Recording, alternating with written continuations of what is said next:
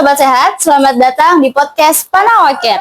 Hari ini kita akan membahas topik yang mungkin sedikit mengerikan, tapi justru sangat penting untuk kita pahami. Penasaran kan kita akan membahas apa? Oke, jadi materi kita hari ini yaitu mengenai penyakit kanker payudara. Hari ini spesial sekali karena saya nggak sendiri, kita kedatangan bintang tamu yang luar biasa hebat. Beliau adalah seorang perempuan hebat, seorang perawat, dosen, dan juga seorang penyintas kanker payudara. Kita akan ngobrol santai, jujur, dan juga penuh makna, mulai dari apa itu kanker payudara, apa saja tanda dan gejalanya, faktor hidup yang mempengaruhi, dan bagaimana cara mendeteksi dini kanker payudara ini. Bersama saya Fakih Nuralia, yuk kita simak kisah inspiratif dan edukatif penting hari ini.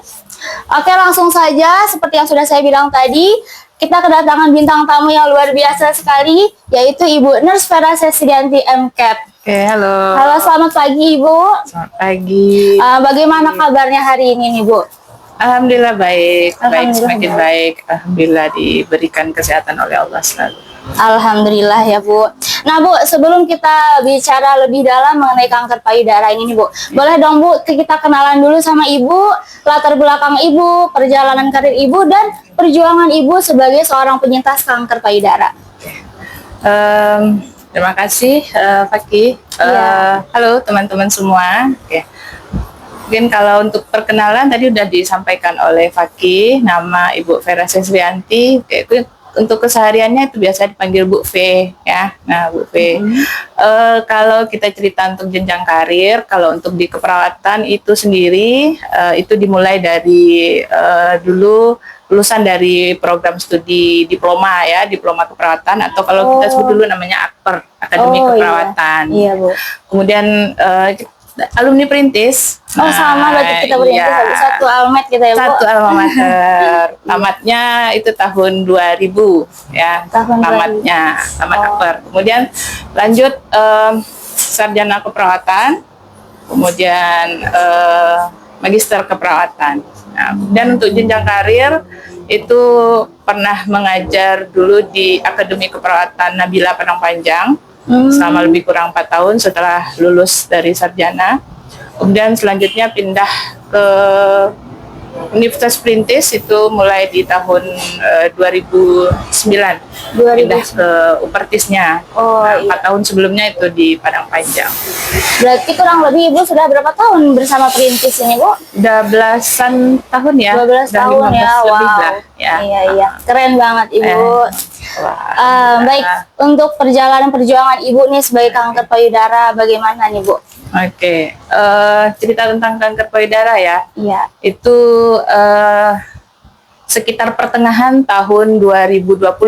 Jadi waktu lagi maraknya COVID ya. Iya. Ya COVID. Jadi ceritanya pada saat itu pertengahan tahun itu sekitar bulan Juni kalau nggak salah ya. Kalau Juni, sekitar awal-awal Juni.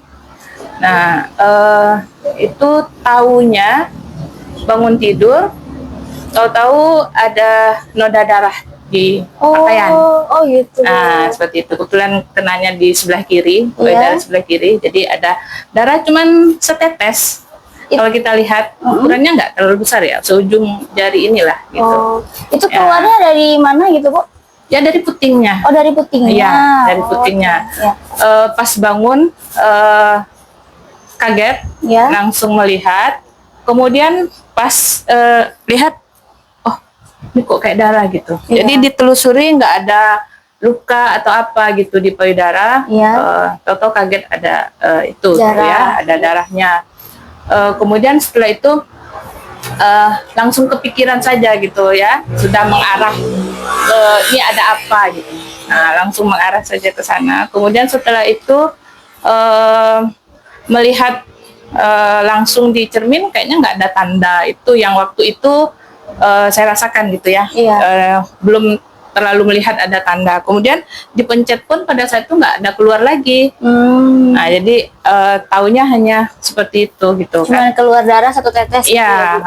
Kebetulan mungkin Ibu juga latar belakangnya orang kesehatan ya Bu, jadi udah langsung feeling ke sana. Iya, langsung feelingnya saja ke sana. Gitu. Nah setelah itu paginya tetap bekerja, cuman pikiran sudah kemana-mana gitu. Nah jadi akhirnya memutuskan sama suami langsung sorenya ke tempat praktek dokter onkologi. Iya. Nah, kebetulan dokter Ismaildi dokternya. Kita pergi langsung diperiksa. Hasil pemeriksaan beliau langsung katakan bahwa ini sudah lama. Oh. Nah, kenapa baru sekarang? Iya. Nah, jadi kata-kata itu yang membuat kaget. Iya. Karena sebelumnya tidak ada tanda gejala. Nah, jadi sebenarnya kalau nanti kita berbicara tanda gejala pada pasien, Iya. nah itu tidak semua orang itu akan sama tanda dan gejalanya. Kalau ini kita sudah pengalaman ya, sharing-sharing dengan teman-teman penyintas yang lain. Iya. Nah, mereka rata-rata tidak sama. Nah, kemudian permasalahan keluhan nyeri seperti itu tidak dirasakan. Nah, Iya. akhirnya runut lagi ke belakang, baru setelah itu sedikit ngeh gitu. Oh ya, mungkin sepertinya ada, tapi mungkin terabaikan karena Iya. kesibukan ya. Iya. Karena bisa dikatakan di awal-awal tahun, di akhir tahun 2019 dan di awal tahun itu kita waktu itu sibuk akreditasi di kampus, jadi sedikit sibuk. Jadi mungkin ada sakit atau apa terabaikan. Iya, nggak dirasa-rasa ya Bu. Iya. Kuat-kuatin aja. Ya, dikuat-kuatin aja Iya, seperti itu. Nah, setelah dokter mengatakan tuh pulang ke rumah, saya buka pakaian untuk melihat keadaannya. Iya.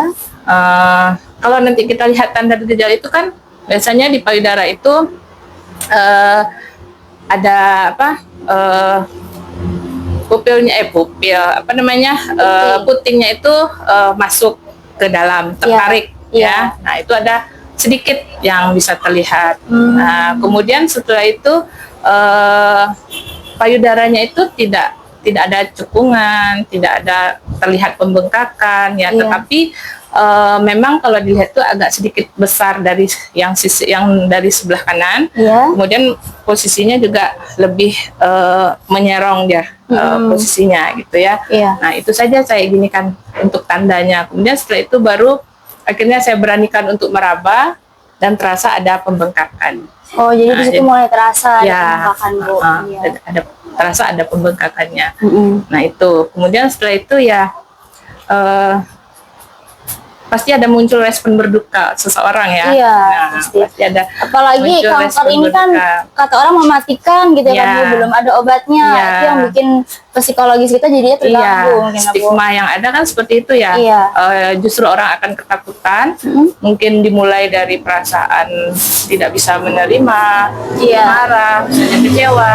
Nah, tapi mungkin saya tidak mengalami fase yang itu untuk respon terlalu ini ya, untuk respon berdukanya. Iya. Pulang dari tempat dokter, saya di kamar, suami di ruang tamu, mencurahkan perasaan sendiri-sendiri, menerima ujian Iya. yang datang gitu. Iya.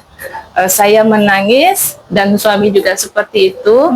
Kemudian tetapi langsung kita mengambil keputusan saja. Oke, langkah yang diambil adalah kita harus operasi segera mungkin. Biopsi dulu, karena waktu itu disarankan yang awalnya kan biopsi ya, untuk mengangkat jaringan dulu untuk memastikan nanti ini kategorinya tumor, kanker, stadium berapa dan segala macam, kan seperti itu ya. Jadi tidak berlalu terlalu lama. Iya. Jadi besoknya kita langsung operasi untuk pengangkatan untuk biopsinya. Iya. Nah gitu. Jadi untuk melihat ini kemungkinan jaringannya bagaimana, sudah kategori kankernya bagaimana. Nah itu. Jadi bertangisannya mungkin tidak terlalu lama. Tidak mungkin kalau orang mungkin kenapa harus saya, kenapa ini? Kalau saya langsung menyadari, oke, berarti memang ada segala penyakit itu memang timbulnya dari diri sendiri. Iya. Jadi saya menyadari itu saja gitu. Iya. Jadi Allah kasih ujian. Oke, saya naik ke level selanjutnya dari fase kehidupan. Betul sekali. Nah, jadi mungkin itu penguatnya kemarin. Setelah itu kita langsung mengambil keputusan untuk paginya harus dioperasi. Iya. Nah, kemudian setelah itu 1 bulan selanjutnya harus menjalani lagi operasi kedua, itu adalah mastektomi. Jadi diangkat payudaranya. Ya. Jadi antara fase lebih kurang sebulan ya. Nah sebenarnya kalau mau kemarin itu mau melewati kita mau pakai dulu BPJS, lama waktu itu karena prosedur permasalahan COVID itu ada rumah sakit yang waktu itu ruang OK-nya harus disterilisasi, jadi tidak bisa menjalani operasi, jadi agak sedikit kita yang beradab sakit pada saat itu, pasien-pasien sakit kronis yang harus dilayani pada saat situasi COVID itu membuat kita benar-benar berada di fase ini kapan ya kita mau diinikan gitu, karena ada rumah sakit yang tidak memungkinkan waktu itu untuk melakukan prosedur itu, kemudian kalaupun ada itu kita nunggu waktu, nunggu waktu kapan kita mau dioperasi karena pasien rame. Nah, kecuali kita nggak pakai BPJS. Pada akhirnya ya keputusan yang biopsi itu kita nggak pakai BPJS. Nah, karena berarti mandiri. Ya, mandiri. Karena prinsip kita kemarin dengan suami lebih baik segera dan keluarga ya menyampaikan. Nggak boleh ditunda. Tidak usah ambil keputusan yang lain lagi. Segerakan saja. Segera langsung lakukan tindakannya. Jadi langsung mengambil keputusan pada saat itu. Nah, setelah dioperasi maka yang biopsi. Nah, setelah itu baru nanti disarankan teman-teman yang lain untuk ikut BPJS ya. Nah, karena biayanya yang juga besar. Pengobatan boleh untuk kanker payudara. Berapa tuh kalau mandiri, Bu? Mandiri itu ada sekitar waktu yang hanya biopsi saja itu sekitar 10-an. Oh, 10. Ya. Itu pun untuk di kelas 1 ya. Itu kelas 1 10 ya, Bu? Ya. Kalau nanti di VIP mungkin lebih dari itu hanya untuk biopsi. Tapi kalau untuk mastektomi itu mungkin lebih besar kan, karena kan dia operasinya lebih besar daripada itu. Keren sekali ya, sahabat sehat, perjuangan Ibu Vera dalam menangani penyakitnya ini ya, Bu. Masya Allah, perjuangannya ada mungkin ada air mata, psikologis terganggu ya, Bu. Dan mungkin juga uang juga terkuras gitu ya, Bu. Ya, betul. Sempat menjalani pemeriksaan sebelum di mastektomi itu, kan ada jeda satu bulan. Masih dikasih obat sambil perawatan luka, dan itu sempat begini loh. Ada perasaan setiap malam, besoknya saya hidup atau tidak. Karena stigma yang itu tadi, itu ya, stigma itu. Padahal mungkin penyakit-penyakit kronis yang lain itu mungkin angka kematiannya lebih ini juga sebenarnya ya. Nah, tetapi mungkin dari segi kanker payudara itu sendiri menempati angka yang pertama untuk kematian.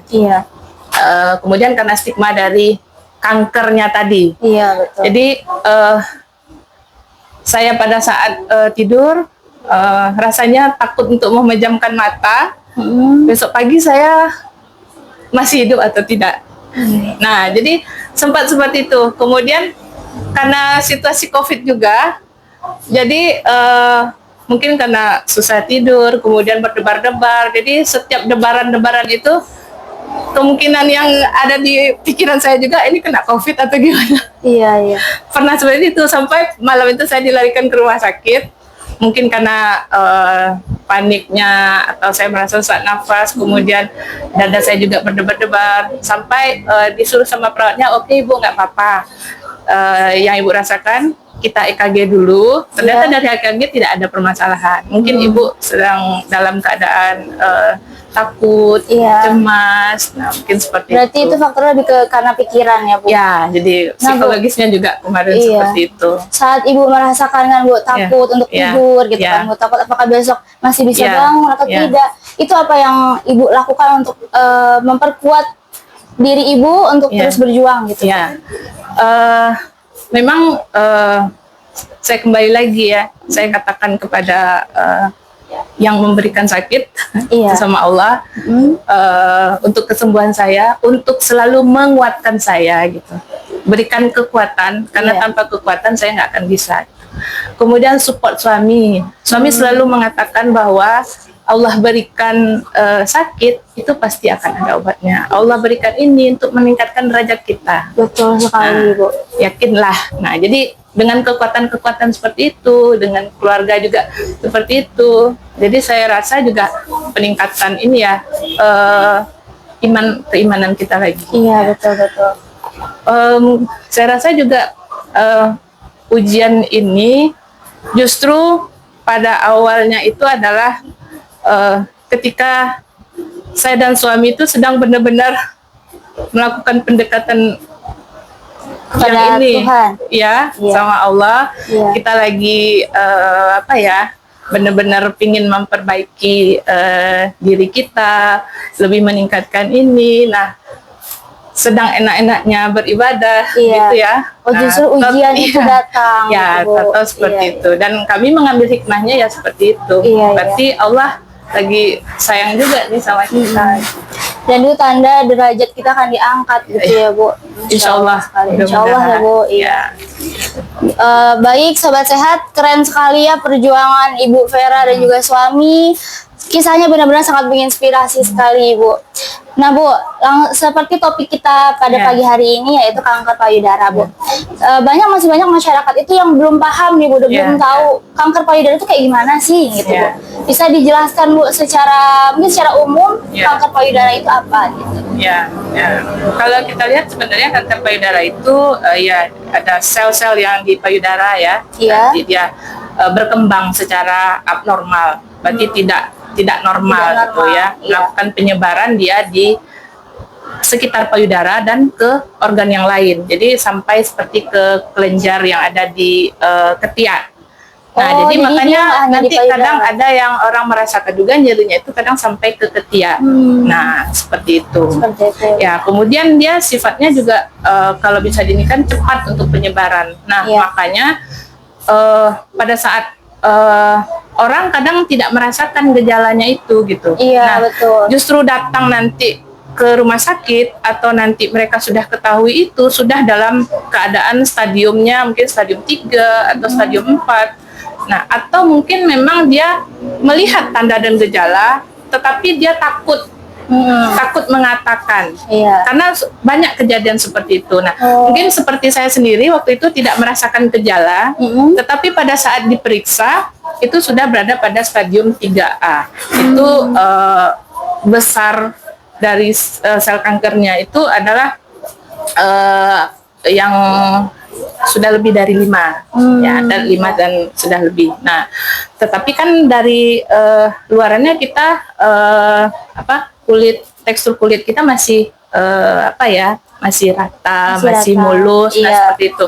Nah, justru ada orang yang datang itu sudah dalam bentuk tandanya itu sudah ada benjolan-benjolan, ada luka, kemudian kulitnya sudah seperti kulit jeruk. Oh, iya, Bu. Nah, itu yang justru terjadi. Iya. Nah, di masyarakat awam biasanya sudah banyak seperti itu.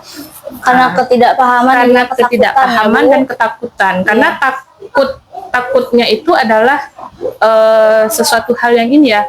Saya takut nanti kalau dikatakan kanker itu pengobatannya yang mereka asumsikan adalah takut di kemo. Iya. Takut di kemo itu seperti sesuatu hal yang mematikan. Iya, betul. Nah, jadi mereka datang karena memang biasanya tidak ada perasaan nyeri, tidak ada merasakan seperti ada pembekakan, apalagi orang yang dengan aktivitas yang Lumayan padat, yang Bu. lumayan padat, jadi kadang seperti mengabaikan. Iya, betul. Termasuk Iya. saya sendiri, walaupun kita orang kesehatan, Iya. ya kadang kita lupa dengan Betul, hal-hal yang betul. seperti itu gitu. Nah, Ibu, kalau untuk dari gaya hidup, apakah Iya. ada faktor resiko dari gaya hidup terhadap penyakit kanker payudara ini, Bu? Iya, gaya hidup sangat mempengaruhi ya.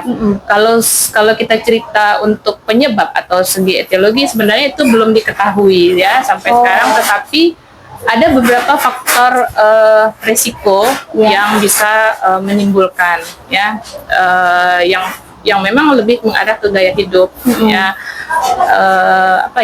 aktivitas yang berlebihan, kurang istirahat, kan nggak seimbang ya istirahat kita yang seharusnya malam kita bisa beristirahat untuk untuk proses regenerasi sel. Nah, tetapi kita masih ada aktivitas yang berlebihan, misalnya masih juga bekerja, kemudian makanan, ya. Betul. Makanan ini yang paling sering sih, Bu. Makanan yang paling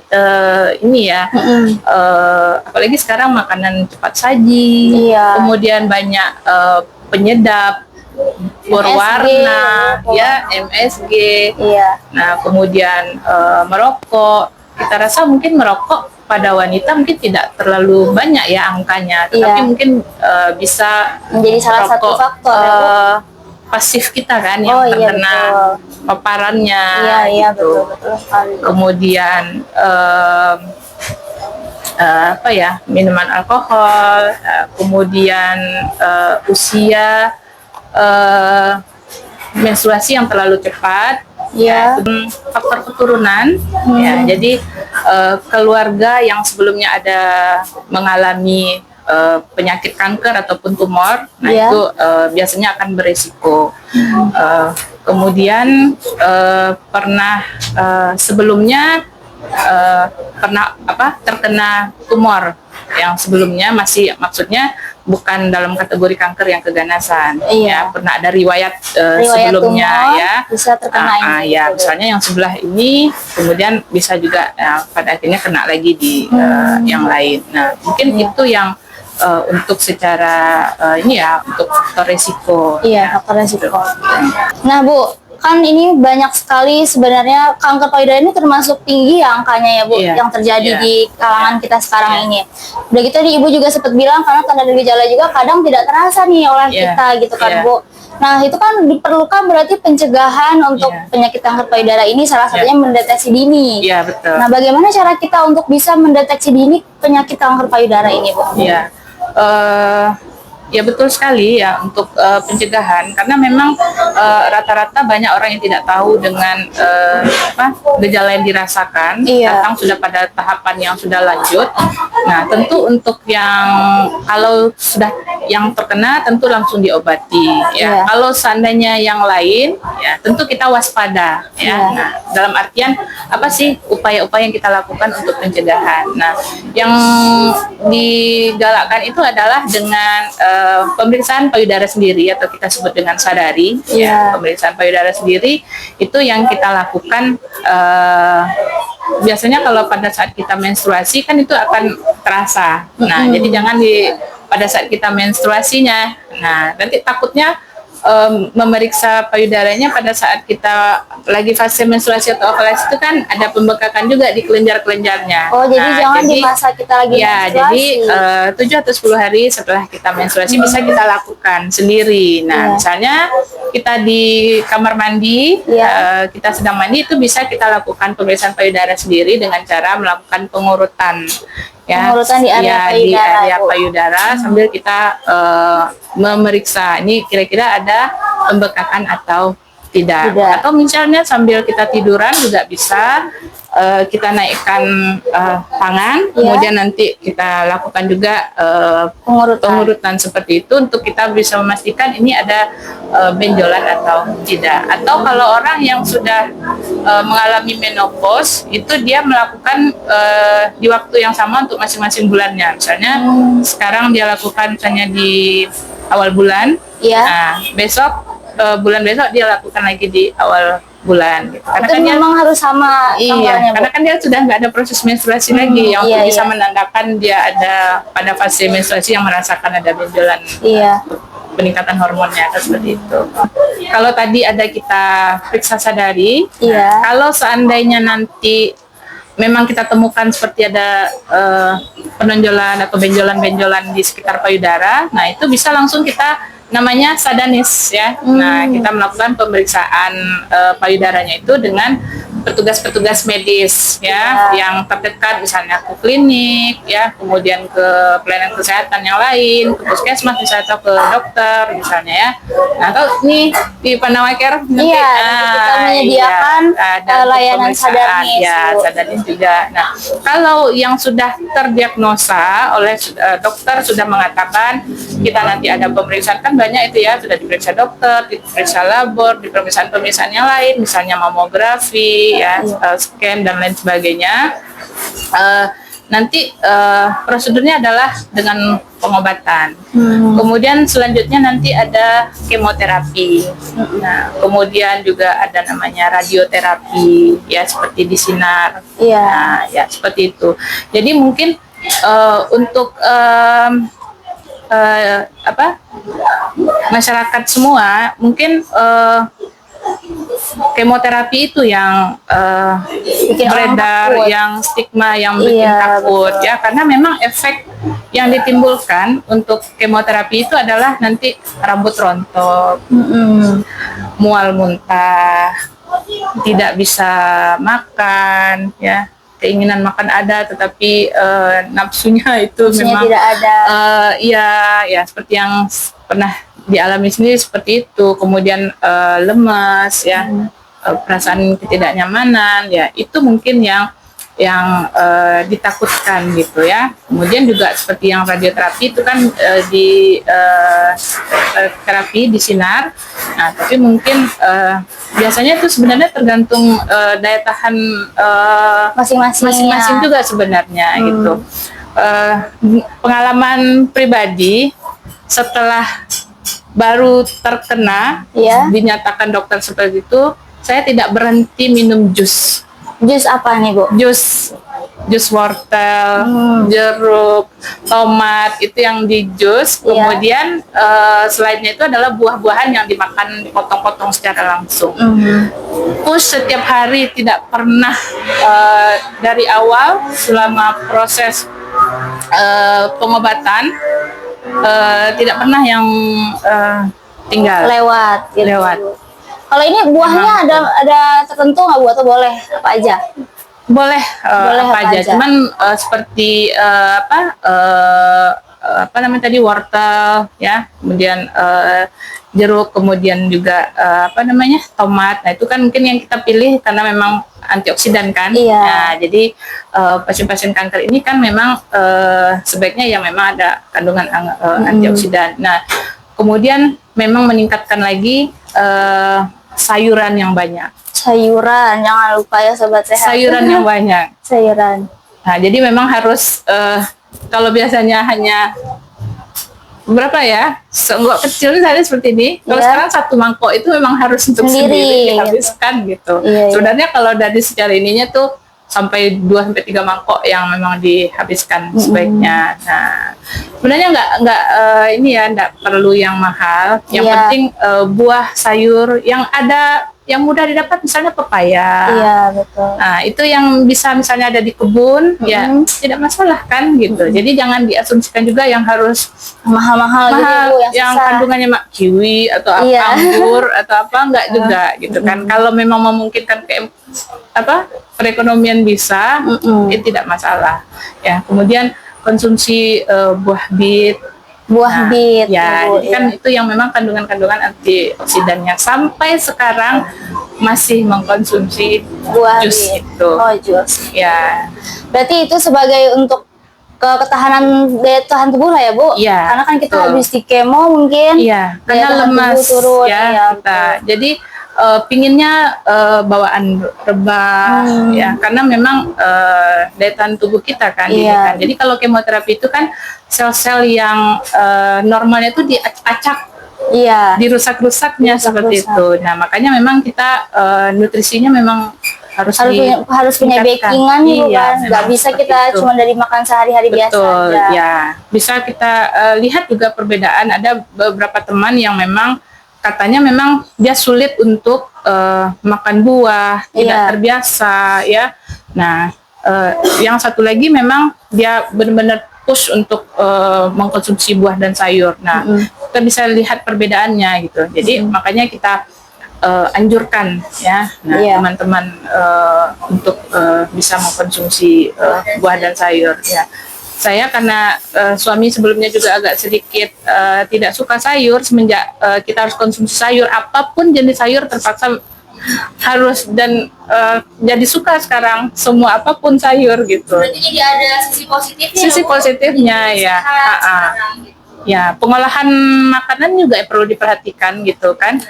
Mungkin pengolahannya itu. ya, jadi sebaiknya yang kita konsumsi itu yang sifatnya direbus atau yang dikukus, mungkin dikurangi juga untuk yang sifatnya gorengan, kemudian minyak, kemudian yang dibakar. Nah, terutama yang dibakar itu tidak sebaiknya tidak yang dibakar karena risiko untuk zat karsinogen itu kan nanti ada di bekas arang pembakaran. Nah, jadi itu yang kita takutkan. Yang bakar bukan di ayam ibu, tapi yang hitam-hitam. Ya, nanti kan nempel dia gitu ke ininya. Nah, bisa dibayangkan dia kan nanti numpuk tuh.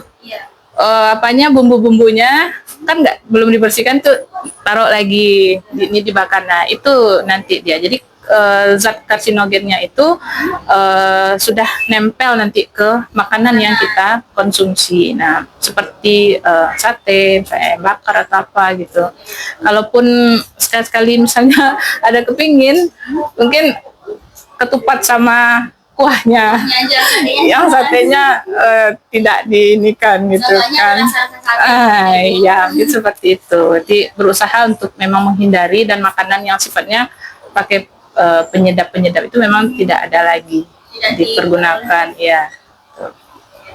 Oke Bu, terakhir nih Bu, boleh dong Bu kasih motivasi dan juga pesan-kesan buat teman-teman kita di luar sana yang masih sehat ataupun yang sudah mungkin terdiagnosa kanker payudara nih Bu. Boleh Bu? Ya, untuk ini ya, mungkin untuk menjaga ya agar kita jangan sampai terjadi. Nah, itu memang pemerintah menggalakkan, ada yang kita sebut sebagai perilaku cerdik. Ya, cerdik berarti C-nya itu adalah cek kesehatan secara rutin ya. Nah, itu yang perlu ya. Nah, kadang kan kita takut nih mau sini, kalau sini kan bisa masyarakat klinik di sini sudah memungkinkan nih, ada di Panawa ya. Nah, main-main ke sini, nah sudah bisa kita melakukan cek kesehatan. Kemudian yang enyahkan asap rokok. Nah, itu kalau sebisa mungkin para bapak-bapak ya. Nah, itu coba dikurangi ya. Sekarang sebenarnya orang yang paling egois, benar nggak Bu? Benar Karena dia sekali. bukan dirinya sendiri tapi juga orang lain. Iya, betul. Nah, justru yang kita yang pasif kan yang ini. Lebih parah dampaknya. Iya, saya alhamdulillah suami nggak merokok. Alhamdulillah gitu. Makanya jadi suami jangan merokok ya, sangat sehat. Iya. Kemudian R, rajin aktivitas fisik. Ya, ini yang kadang saya sendiri mungkin dulu adalah agak kaum mager. Nah, kesibukan, iya, bisa seperti itu. Jadi rajin melakukan aktivitas fisik ya. Minimal satu hari itu 30 menit saja. Cukup puter-puter aja di halaman rumah ya gitu ya, setiap hari atau minimal 30 menit. Iya, 3 sampai 5 hari. Dan sekarang saya kadang menerapkan seperti itu, atau misalnya dengan suami sekedar gerak-gerak sedikit ya, seperti itu. Kemudian R, D, diet.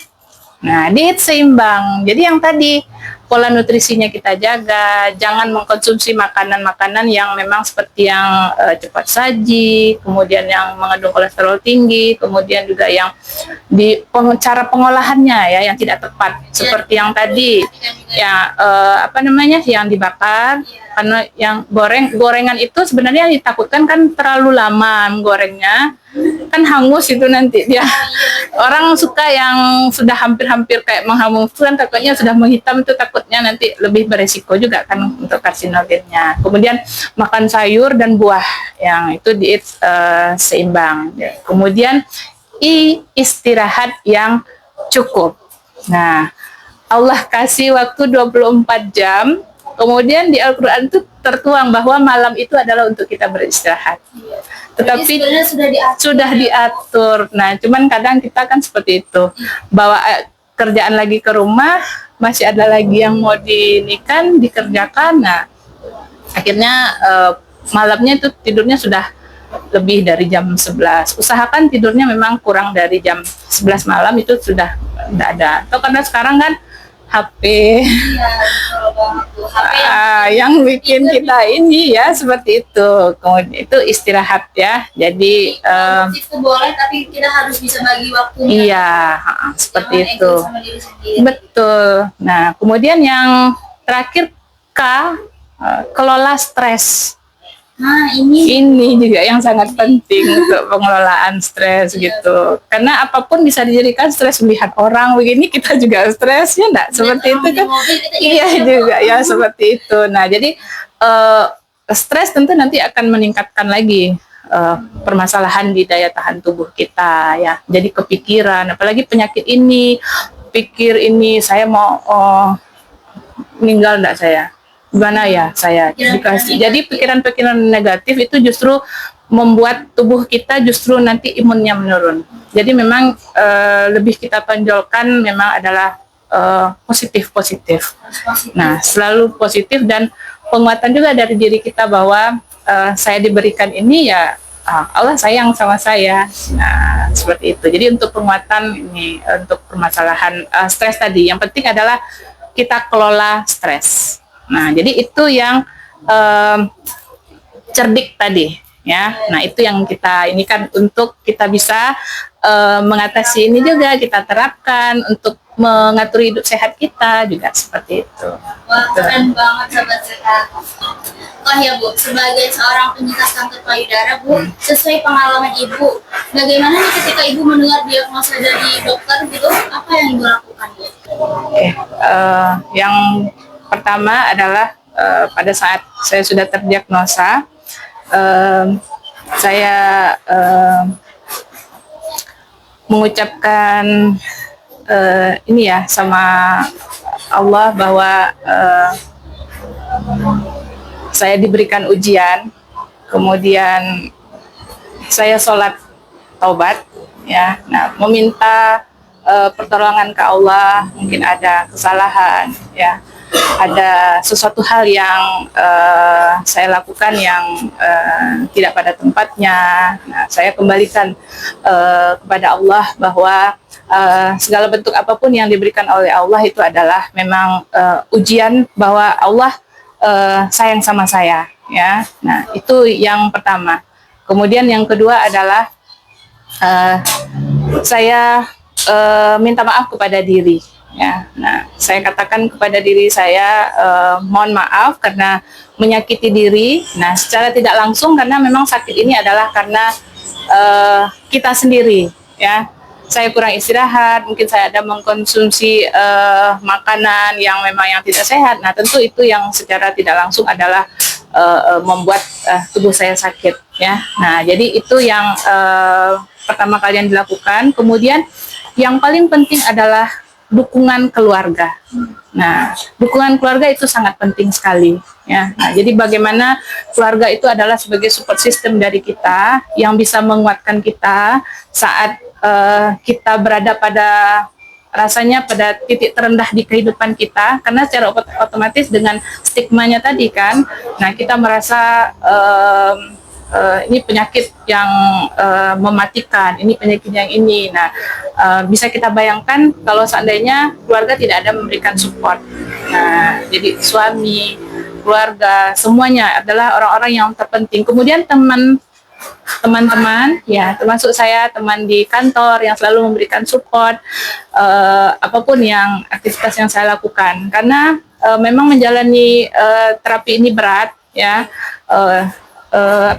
Harus dioperasi, kemudian pengobatan yang dilakukan, minum obat setiap hari, kemudian ada terapi disuntik, ya, diinjeksi itu selama 1 tahun.